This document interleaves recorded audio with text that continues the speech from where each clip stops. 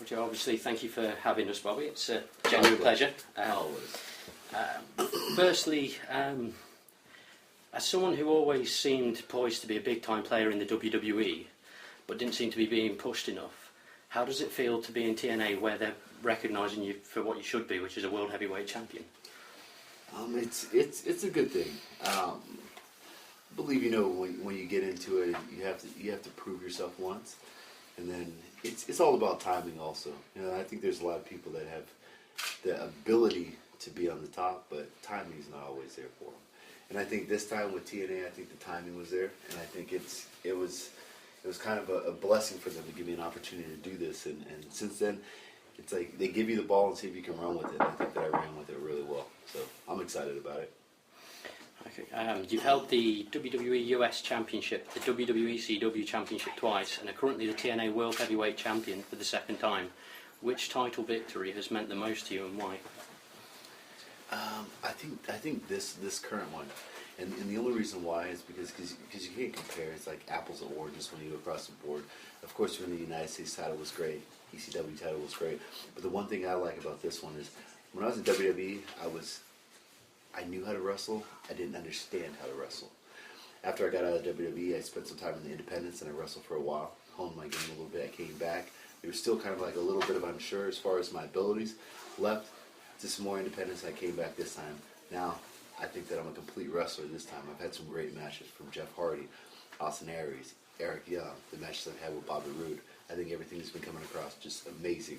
And I think I took a crowd that did not want me to be the title holder and made them believe in me. Because, of course, going to TNA from WWE, they hate to say it. Like, oh, well, there's another WWE guy over TNA. And they're just using WWE guys, and that wasn't the case here, because they wanted to dislike me, but I've been giving them every reason why they should like me. Okay, to touch upon that, obviously since winning your first world title with TNA, you've been for guys like you say, like Eric Young, Jeff Hardy, Austin Aries. Is there anyone left on the TNA roster that you'd love to defend the title against? Kurt Angle. No real explanation even for that one. I've talked this story many times, and I'm just going to keep putting it out there until it's like begged to happen, and I hope that it doesn't just happen and just get thrown away. When I was in high school, I had this. That's back in the day when we still had VCR tapes. I don't know how old you guys are, but this is when we saw the tape. And I used to watch this tape that I recorded for the NCAA championships, and they did a whole story of this heavyweight match, and the story was on Sylvester Turkey. Sylvester Turkey was wrestling Kurt Angle for the NCAA championships. The whole story leading up to the match was about Sylvester Turkey. So Kurt was basically supposed to be coming in as a jobber, but Kurt was like one of the top guys in there, but they brought this guy from overseas, and this guy was like running through everybody, and he was supposed to be Kurt. Kurt beat him. I watched that all the time. It was a phenomenal match. After that, I won state. That's when I won state and he won nationals. After that, I went to college. I won 3 national championships when I was in college. He went out to the Olympic Training Center and won the Olympic gold medal. I followed him there afterwards.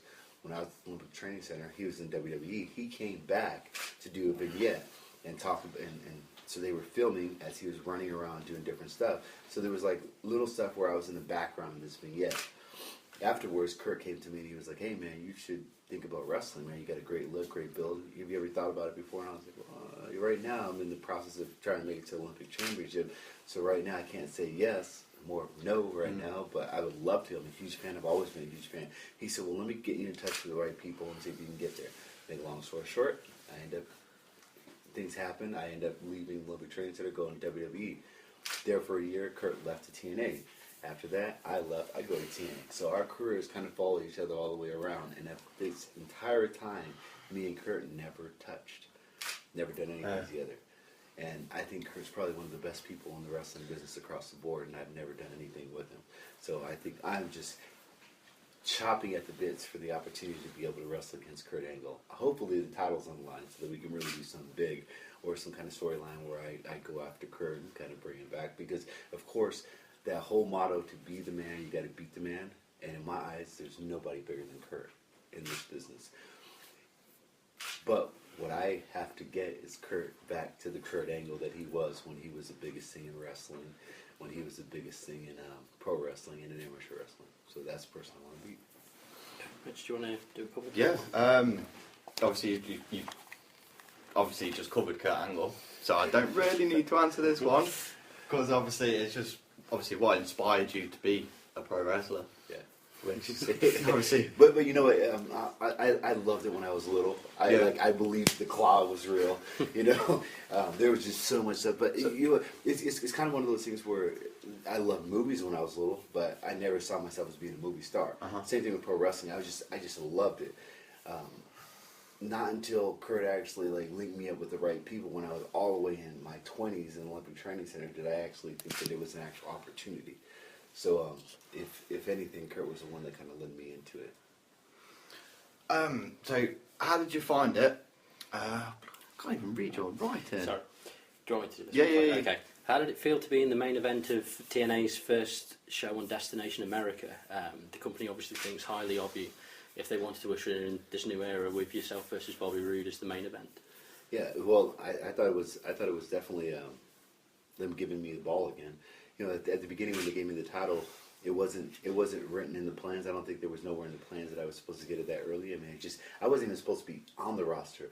I was actually, when I got called, I was supposed to be going on a tour to Qatar, and I was supposed to leave there on a Thursday, and when I had my bags packed and everything, I'm waiting. I get a call from the promoter saying the trip got canceled. I had the weekend clear, and I was like, man, I don't have anything to do. This, you know, I was a little upset with the promoter because we were supposed to do 3 shots. So it was like a 3-day payday and everything. So I was like, all right, what do I do now? So I just kind of dropped off the side. The next morning, I get a call from Big, the writer for TNA, the head writer for TNA. He was like, hey, Kurt Angle hurt his knee and he can't wrestle. He said, what are you doing Sunday? And I was like, well, it looks like I'm coming to TNA Sunday. So they had me come, and I did this spot with EC3. And then after that, it was like, you know, we're just bringing you here for this. However, you know, when I came out, the crowd was like, thank you, Dixie, thank you. So I got a really good response. They said, well, maybe we should look at doing something with you. So they actually put me on a 1-year deal. They said, we're going to give you a 1-year deal. And they didn't think anything of it. They were like, well, we'll just bring you in for a year and kind of use you a little bit, see what's going on. A couple weeks later, they were like, man, things are going really well. The ratings look good when you're coming out. Put you to the title shot. Then I had the title. And then after I had the title, they were like, oh, let's see how good he can do now. Because they were still kind of thinking of the old Bobby where it was like I was basically shoulder tackle and body slam. Big guy, put my fingers up in the air. But I spent so many years in the independents at that time, kind of really on my own. I was taking bookings. There was some shows that I did for nothing because I just wanted to go out there and hone my skills and get better. Came back and I just started having these great matches with people from Jeff Hardy to Eric Young and everything like that. So they're like, wow, this guy's really doing it. So now I went there. So at that point they were like, well, here's the title. You're our champion. Let's run with it. Let's see what happens. So the Destination America thing, I think it was right in line with everything that was going. Congratulations again for winning that main event as well. Yeah, definitely. So what's been your favourite experience in wrestling so far? Wow, in wrestling as a whole, the whole entire business, wow. Including your amateur days and everything. What stuck out? What was that one thing that stuck out the most? There's not just one thing. There couldn't be one thing. That would take me some soul searching. I mean, the Battle of the Billionaires was that. That's 85,000 people in Fort Field, main event of WrestleMania. That's huge. My first national championships in college, amazing. Being in stage at the World Championships, and I think it was like in 2002, winning a silver medal there. This run of winning the TNA title, not just having the title, but being able to prove myself to a crowd. Because you know how it is. They hate in TNA. They do not want the TNA champion to be an ex-WWE guy. They don't want it. They want to shit on me any chance they can. And I took the crowd from not wanting it to happen to being okay with it to I'm having people say, "Man, this is the best run Bobby's had in wrestling."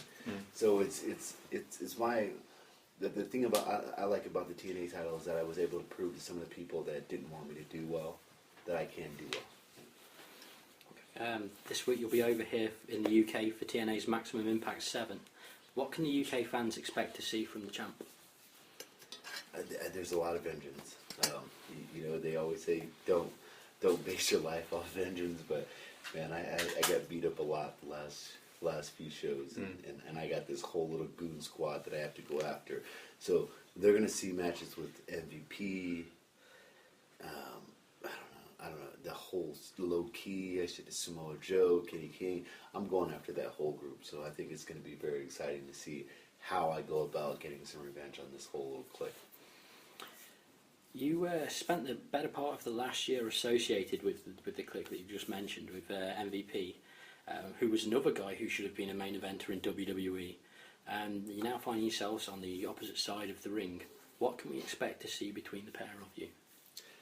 I think it's going to be a really hype match. If they do it right, I think it's going to be a really hype match. One, because, and I've said this before, I think right now across the wrestling business, I don't think anybody's better on the mic than MVP.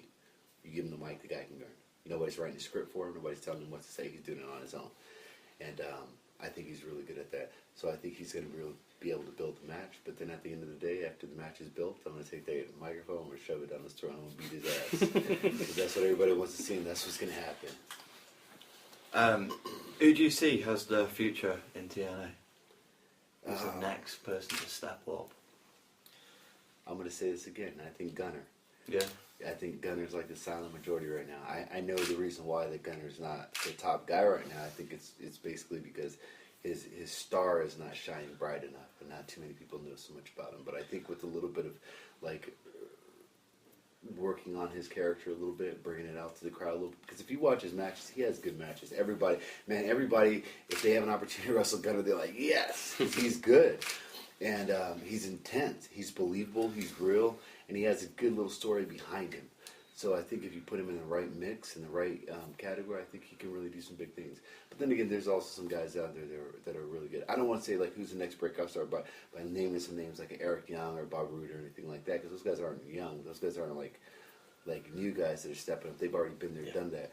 But I like the Jesse guy, like from Bromance. I think Jesse. I think he's having some really good stuff. I think he's really doing some big things. I think some of the guys that are bringing in from the UK, from that British invasion. I think one of those guys are going to pretty much step up. They have to step up. We're looking for new faces, looking for new names.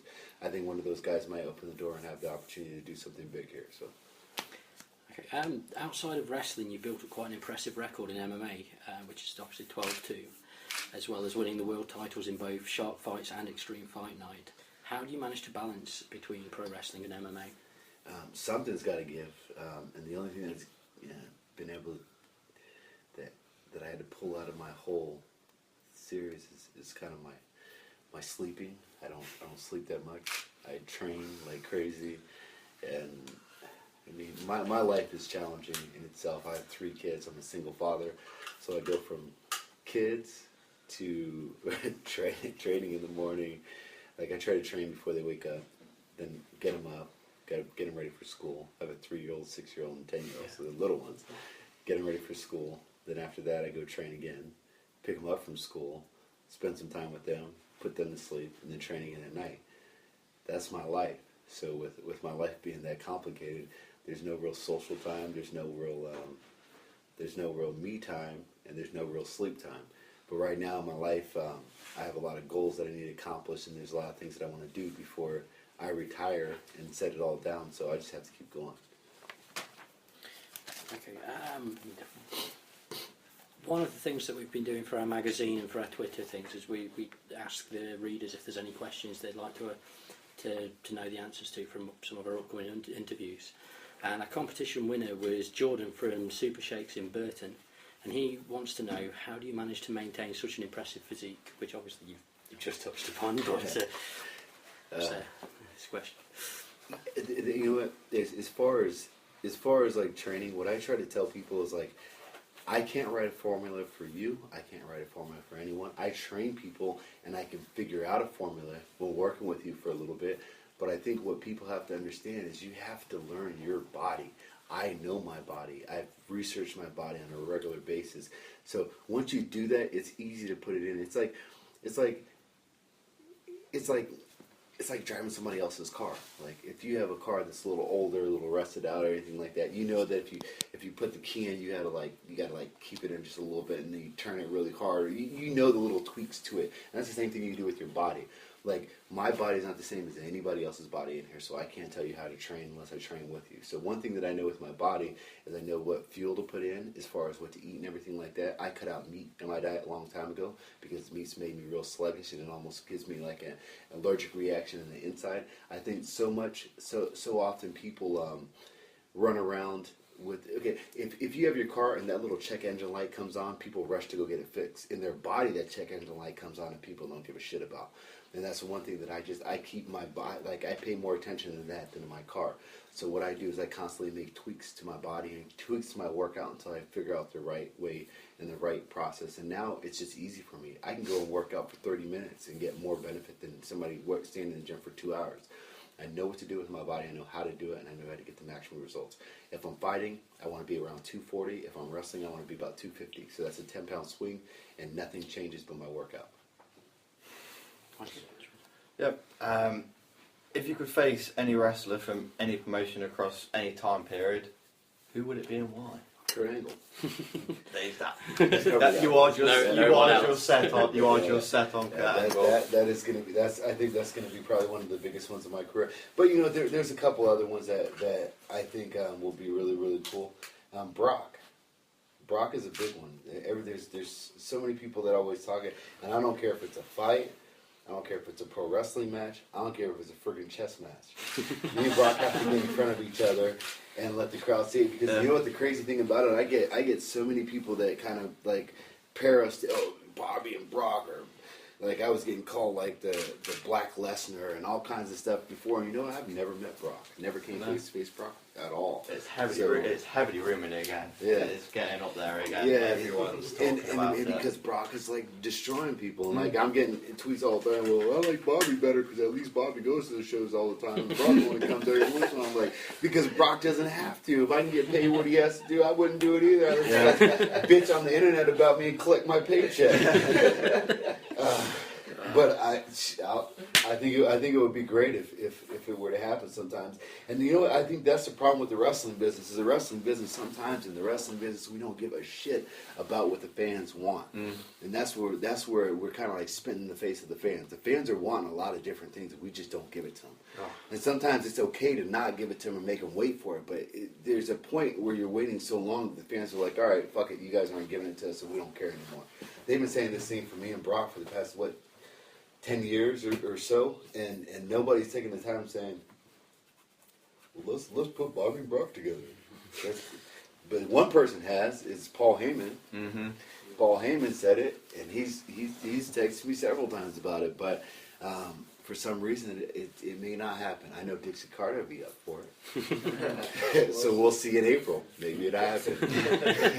Well, finally, what does the future hold for Bobby Lashley?